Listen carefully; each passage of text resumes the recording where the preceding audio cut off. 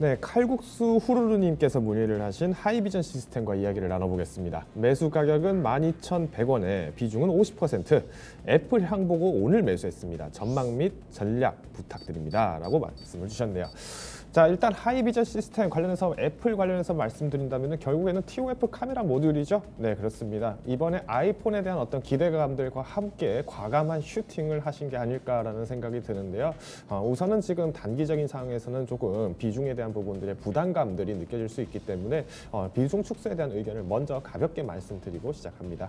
자, 근데 이제 중요한 부분들은 이렇습니다. 실제로 스마트폰 시장 이번 상반기 때 과연 어땠었냐, 그리고 애플의 실적은 어땠었냐라고 간단하게 요약을 조금 드리자면요. 이번 2일에 발표됐던 옴디아 시장 조사 기관 옴디아에서 발표한 자료에 따르면은 이번에 아이폰 11, 그러니까 애플에서 만든 스마트폰이 무려 3,770만 대가 판매가 되어서 전 세계 1위로 지금 여전히 위치를 공고히 하고 있다라는 부분을 조금 말씀드리겠습니다.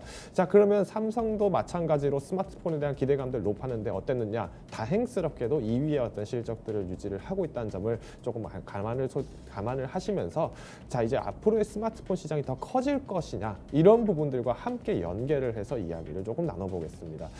자, 일단은 애플, 삼성전자 그리고 샤오미 마찬가지로 모든 스마트폰 시장에 대해서의 전반적인 우려감들이 나오는 이유는 결국에는 어떤 시장입니다. 특히 이 스마트폰의 시장도 결국은 우리가 핸드폰이라고 했던 어떤 이동통신에 대한 어떤 수단이 이제는 일종의 가치제이자 소비재 그리고 일종의 사치제로서의 작용도 하기 때문에 단기간에서의 어떤 급등락을 보고 올라가기는 굉장히 어려울 수 있다는 거죠. 하지만 여전히 어떤 이제 아이폰의 카메라 모듈에 대한 부분들에서 신뢰성 부분들을 이미 인증을 받은 바 있는 하이비전 시스템 같은 경우에는 조금 더 길게 안목을 가졌을 때 충분한 상승 탄력이 있지 않을까 말씀드리면서 차트와 함께 이야기를 나눠보겠습니다.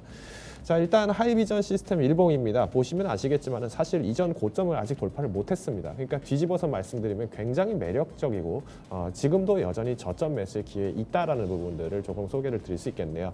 자, 근데 아쉬움은 무엇이었느냐? 상승은 하는데 지난 팬데믹 선언 이후에 지금 벌써 거의 5개월이 넘게 이제 6개월째 지금 시간이 지나가고 있습니다. 그럼에도 불구하고 주가의 회복은 거의 한 60% 조금 넘는 한 70% 좀 안 되는 이 정도 수준에서 계속 머물러 있다는 점들, 즉 뒤집어서 말씀을 드리자면은 아이폰에 대한 어떤 기대감들이 여전히 커져 있는 건 사실이지만 미국 내에서의 어떤 확진자 수의 급증들 그리고 주간 실업 청구 건수에 대한 부분들의 부담감들까지도 포함을 시킨다면은 여전히 어떤 아이폰이라는 것은 필요하지만 우리가 일상에서 늘 사용할 수 있지만은 이것을 쉽게 바꾸기에는 당장은 좀 어려울 수 있는 것이 현재의 시장일 수 있겠구나라고 이해를 하시면 좋을 것 같습니다. 자, 그러면 일단은 50% 비중이다라는 부분을 봤을 때는 단기간에서의 슈팅을 보고 조금 들어가신 것도 없잖아 있다라고 느껴지는데 오히려 저는 좀 이 부분은 반대 의견입니다. 왜냐? 앞서서 조금 소개드린 바처럼 미국에서도 지금 굉장히 논란이 되고 있는 하나의 또 모멘텀이 있습니다. 무엇이냐? 바로 대선입니다. 근데 이 대선 전에부터 해서 또 연휴가 또 하나 가벼운 또 휴일이 하나 껴 있죠. 바로 노동절이라고 하는데요.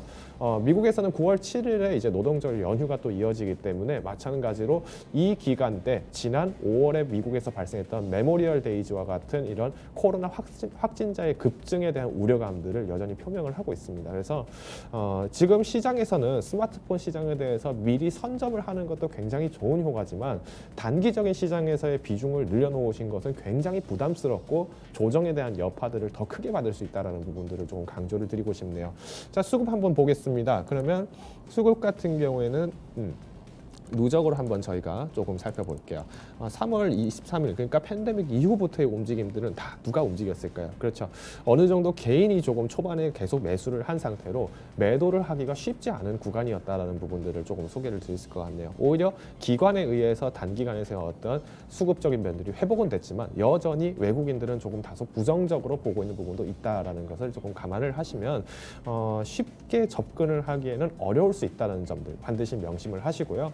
오히려 긴 안목 가졌을 때는 지금도 충분히 메리트 있습니다. 하지만 이 긴 안목에 대한 가정은 이렇게 50%의 비중보다도 오히려 장기전을 준비하신다면은 적은 비중에서 시작하시면서 시간이 지날 때마다 꾸준하게 매수를 하시는 방법으로 추격을 하시면은 오히려 더 탄탄하고 안정적인 성공의 투자에 대한 확률들을 높여갈 수 있지 않을까 싶네요. 그래서 먼저는 단기간에서는 저는 비중 축소 과감하게 진행하실 것을 추천드리고요. 연중의 목표가는 일단 1차 터치선은 14,000원입니다. 14,000원까지의 조금 가능성들이 탄력성은 조금 둔화될 수 있지만 시간에 따른 문제이기 때문에 비중 축소를 과감하게 제안을 드리겠습니다.